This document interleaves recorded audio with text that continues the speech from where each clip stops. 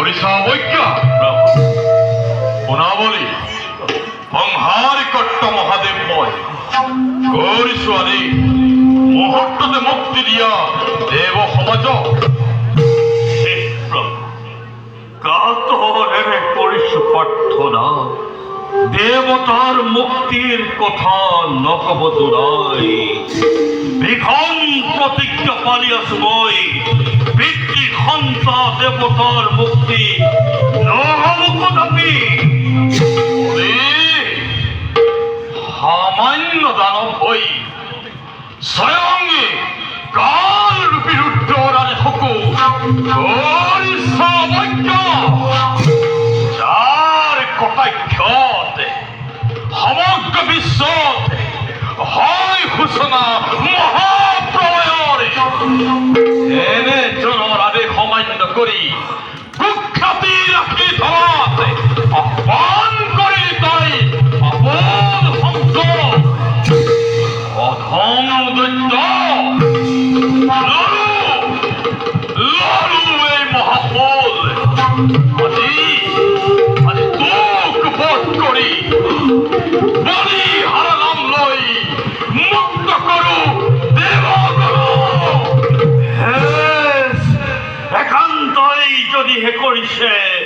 একান্তই যদিহে কৰিছে ব্ৰণৰ বংশা তেন্তে ময়ো এবে সৰু অগ্ৰসৰ ক্ষমা কৰিব প্ৰভু দাসক নিজ ভৃত্য বুলি ক্ষমা কৰিব নিজ ভৃত্য বুলি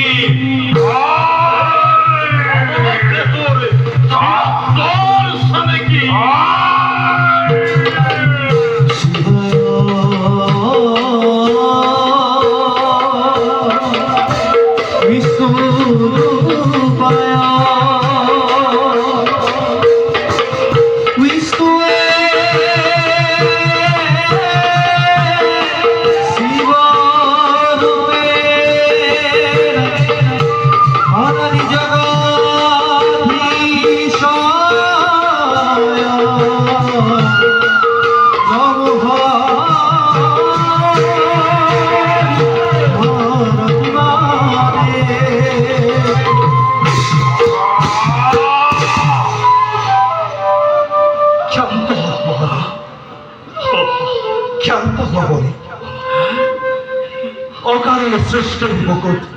নকরিবা প্রণয়ের ঘোষণা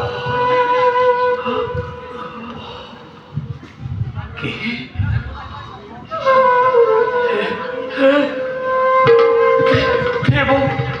প্রভু দেব নারায়ণ হে প্রভু নারায়ণ অধমর হত কোটি অপরাধ করিব বঞ্চনা হাজিবন যিজনা লৈ কৰি আছো ধ্যান তেওঁ মাতি উপস্থিত স্বয়ং বলিৰ সন্মুখত হে প্ৰভু নাৰায়ণ থাকক ভকতি যেন তব শৰণ কমল বলি তুমি মোৰ পৰম ভক্ত পৰম বৈষ্ণৱ এতিয়া তুমি মোৰ বাক্য মান দেৱগণক মুক্তি দিয়া প্ৰভু দেৱতাৰ মুক্তিৰ কথা আৰু নকব দুলাই কি কৰা বলি তুমি দেৱতাক মুক্তি নিদিয়া প্ৰভু অৰ্থ স্বৰ্গ নিদিয়া পৰ্যন্ত নোৱাৰিম মুক্তি দিব দেৱ সমাজক তুমি সীমা উল্লংঘন কৰিছা বলি জগতত এনে ভক্ত জন্ম হোৱা নাই যি আমাৰ আদেশক কৰে উল্লংঘন তুমি আমাৰ মহাভক্ত হৈ আমাৰ আদেশক কৰিছা অৱজ্ঞা হে প্ৰভু কব জানো লাগিব সন্তৰৰ কথা এক ব্যক্তিৰ বংশধৰ আমি দেৱতা দানৱ তেনেস্থলত দেৱতাসকলে হীন বুলি অনাৰ্য বৰ্বৰ বুলি বাৰে বাৰে আমাক কৰে অপমান হে প্ৰভু স্বর্গত অধিকাৰ তেন্তে সুদৰ্শন চক্ৰশালী শেষ কৰা আমাৰ দানৱী জীৱন কৰা শেষ কৰা দানৱ বংশ জগতৰ পৰা হে মোৰ ভক্ত প্রাণধন যুক্তিপূর্ণ মন্তব্য তোমার পরীক্ষা করিল তব ভক্তির লক্ষ্য উঠা নকরিবা মনত বেজার পুত্ৰ পুত্ৰ বুলি মোক কৰিলে সম্বোধন বুলি মোক কৰিলে সম্বোধন হে প্ৰভু কিয় কৰা চালনা ৰাখক কিয় কৰে চালনা ৰাখক কওক প্ৰভু মহাদেব অকস্মাতে বিরক্ত হন রহস্য গোপন কি করা বিরক্ত পায় পলম নকৰি ভক্তৰ মনোবাঞ্ছা কৰক পূৰণ গোপন নকৰি কওক মোৰ জন্মৰ ৰহস্য বাছা তুমি তুমি মোরেই পুত্র আর মই তোমার মাতৃ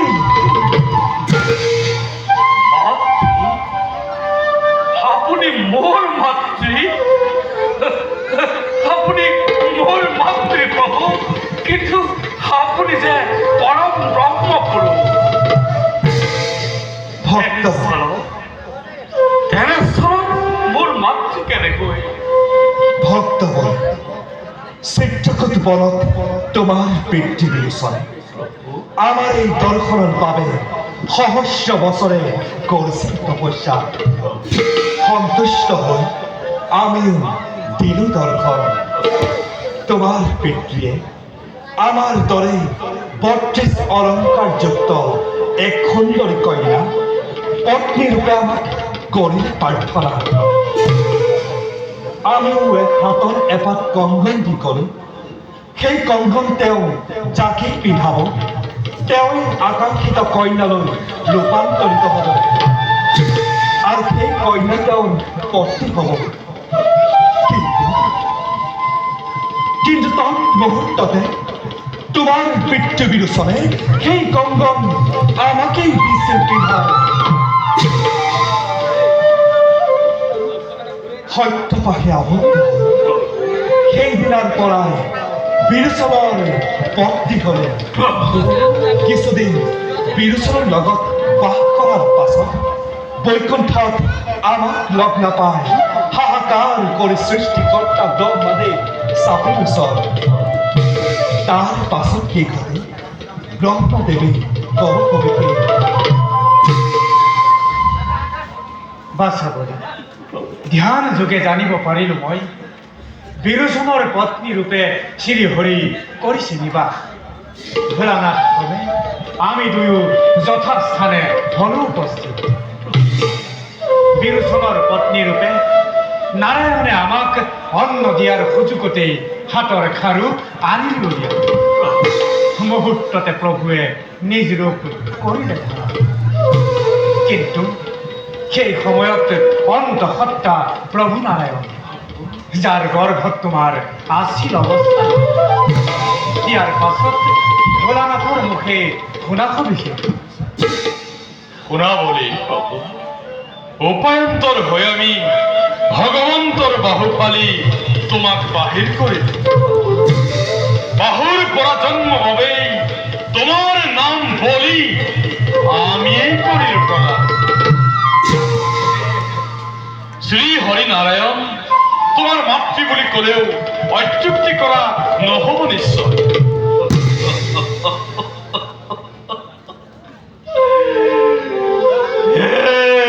প্ৰভু নাৰায়ণ পূৰ্ণ হ'ল আজি মোৰ মনৰ কামনা পূৰ্ণ হ'ল আজি মোৰ মনৰ কামনা লক্ষ্মী তথা হেৰুৱা শক্তি ঘূৰাই পাব পাৰি দয়া করে তাৰ এটি কৰক উপায় নতু পুনৰ দানৱৰ আক্ৰমণত ধৰা ঠাই হ'ব লাগিব এই দেৱতা সমাজ। দেৱগণ, প্ৰভু বৰ্তমান দুৰ্বাসাৰ অভিশাপত দেৱতাৰ সৰ্বশক্তি লোপ পাইছে। প্ৰভু দেৱতাৰ শক্তি আৰু গৃহ লক্ষ্মী উদ্ধাৰৰ বাবে দেৱতাই কৰিব লাগিব অমৃত পান। অমৃত পান, কিন্তু প্ৰভু অমৃত যে অতি দুৰ্লভ। এই অমৃত ক'ত পোৱা যাব প্ৰভু? শুনা দেৱ, প্ৰভু অমৃত আছে ক্ষীৰোদ সাগৰৰ ভকত। তাৰ বাবে মন্থন কৰিব লাগিব ক্ষীৰোদ সাগৰ। প্ৰভু কিন্তু দেৱগণ, প্ৰভু সেই ক্ষীৰোদ সাগৰ মন্থন কৰাটো দেৱতাৰ পক্ষে নহ'ব সম্ভৱ। প্ৰভু সেই দেৱগণ, তোমালোকে দানৱ ৰাজ বলিৰ সহায় লোৱা। বলিৰ সমে মিলি সাগৰ মন্থনৰ ব্যৱস্থা কৰা। আৰু শুনা দেৱৰাজ, প্ৰভু সাগৰ মন্থন প্ৰথমতেই প্ৰয়োজন হ'ব মণ্ডলগিৰি পৰ্বত। আৰু সেই মণ্ডলগিৰি বন্ধনৰ বাবে প্ৰয়োজন হ'ব বাসুকী নাগৰ। যোৱা দেৱগণ, দেৱ দৈত্য মিলি সাগৰ মন্থনৰ কৰা আয়োজন। কিন্তু প্ৰভু দানৱৰ হাতৰ পৰা অমৃত উদ্ধাৰি এই দেৱতাই যে বঞ্চিবলৈ পাব, এই কথা অসম্ভৱ যেন হয় অনুমান। দেৱগণ, প্ৰভু তাৰ বাবে নকৰিবা অৰুণ সংশয়। প্ৰভু অমৃত বিতৰণৰ দায়িত্ব আমি নিজেই কৰিম গ্ৰহণ। প্ৰভু সৃষ্টিকৰ্তা আৰু মহাদেৱে পূৰ্ণৰূপে তোমালোকক কৰিব সহায়। দেৱগণ, প্ৰভু হয় যদি নাৰায়ণ দেৱৰ সহায় শুভ ফল জানিব নিশ্চয়। আহক, প্ৰভু হয় যদি প্ৰয়োজন কৰিবা স্মৰণ, যথাস্থানত হ'ব উপস্থিত। দেৱগণ দেৱৰা মুহূৰ্ত নকৰি পলম যাত্ৰা কৰোঁ আমি দানৱপুৰীলৈ। অলপ দেৱৰা প্ৰভু মাগিছোঁ বিদায়, থাকে যেন কৃপা দৃষ্টি দেৱতাৰ প্ৰতি। যোৱা দেৱগণ।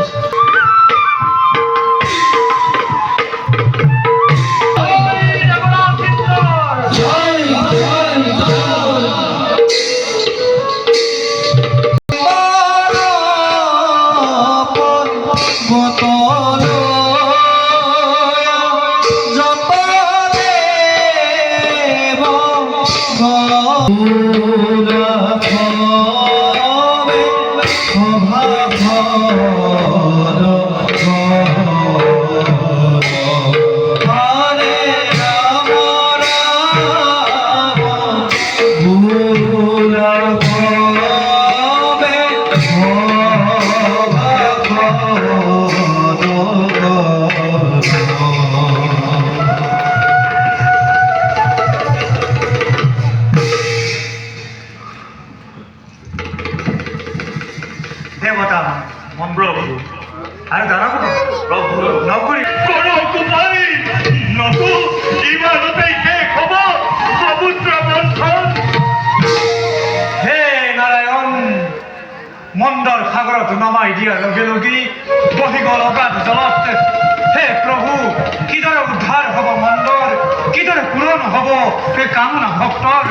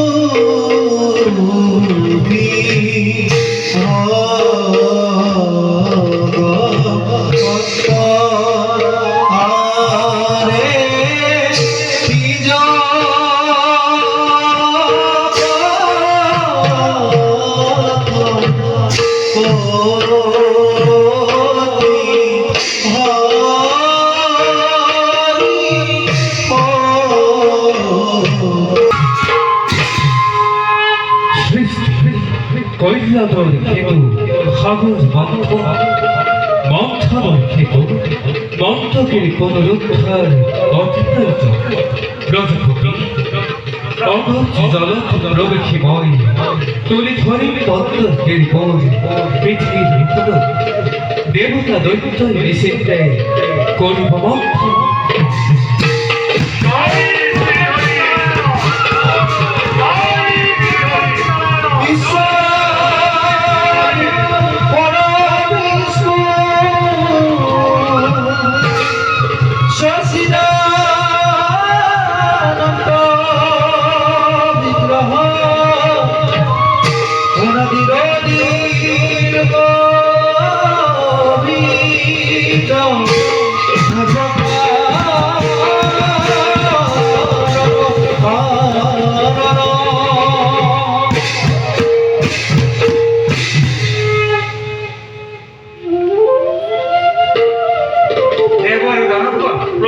নকরিবা বলো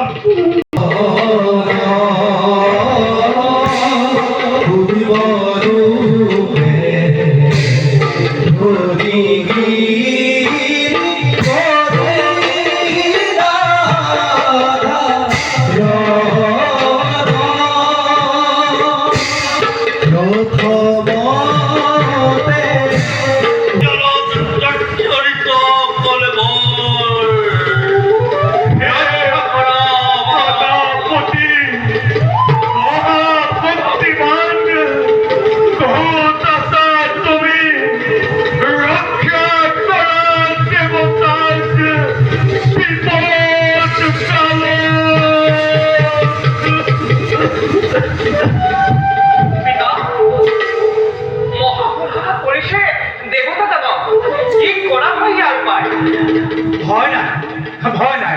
বিপদ রক্ষা করো ভোলানাথ ভক্তর জীবন হর হর মহাদেব হর হর মহাদেব হর হর মহাদেব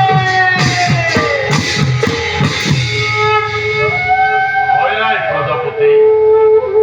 ভয় নাই দেবত্র মুহূর্ততে পান করে হল রক্ষা করেন সবার জীবন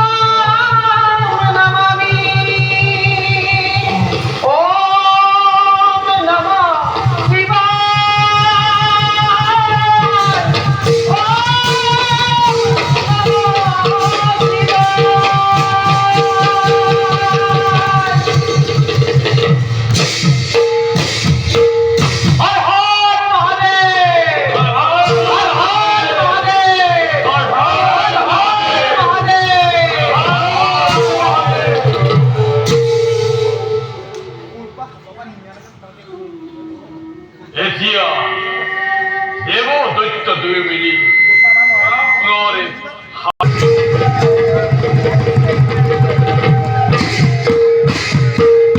নারায়ণ নারায়ণ হে প্রভু তোমার কি বিচিত্র লীলা সাই সাই ধন্য হল এই নারদরে জ্ঞান নারায়ণ নারায়ণ নারায়ণ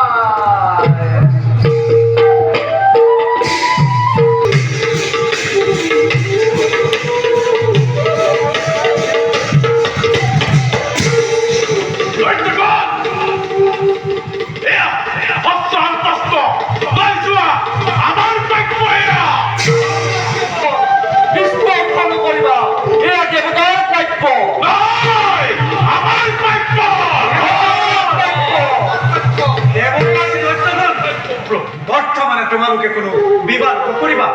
এই সম্পদসমূহ সযত্নে ৰাখা নিৰ্দিষ্ট স্থানত মন্থনৰ অন্তত দুই পক্ষৰ মাজত কৰিম বিতৰণ। প্রভু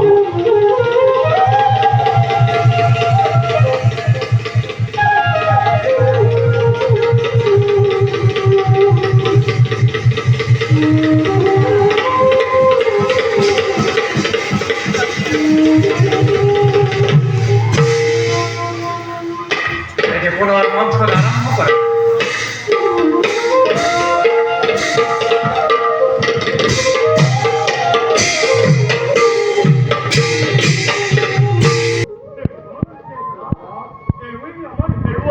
গৃহলক্ষ্মী ভক্তিভাবে নৈতুয়া অমরাবতীপুরে এই কন্যার উপরতে মোগলের নয় অধিকার নয় জয় কন্যা কাট্টার পরিলই এই কন্যা আমার অধিকার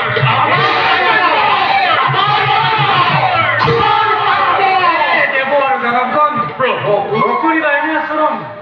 যাৰ প্ৰতি স্বয়ং নাৰায়ণ সেই মহালক্ষ্মীৰ প্ৰতি তোমালোক নাৰায়ণ নহবা এবাৰ অমৃত উদ্ধাৰৰ আগজাননী হে দেৱী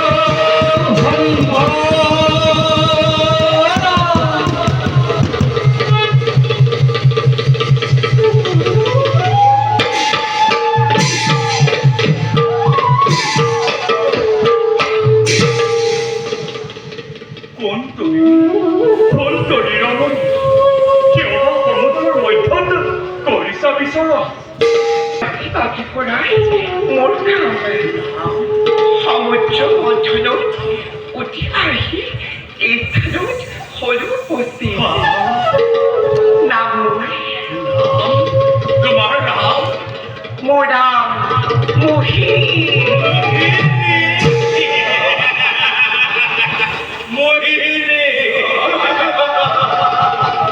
হে দেৱৰ জনমগণ এতিয়া এই কন্যাই অমৃত বিতৰণ কৰিব ইয়াত দুই দলৰ আছেনে সন্মতি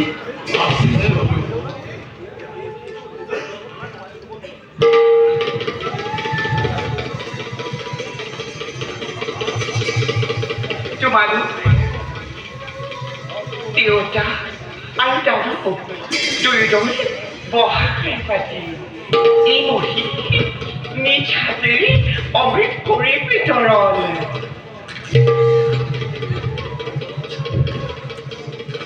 হে সুন্দরী তোমার হুকুমর হাতেরে আমার অমৃত করা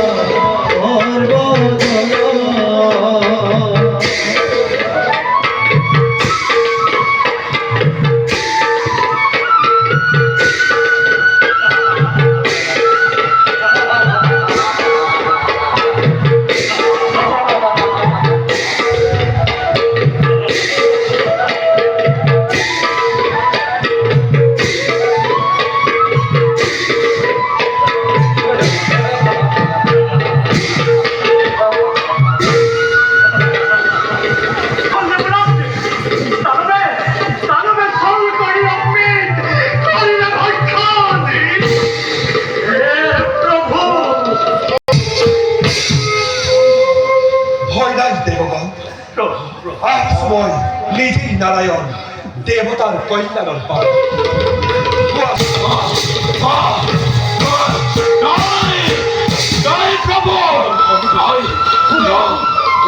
চির সুখ করাই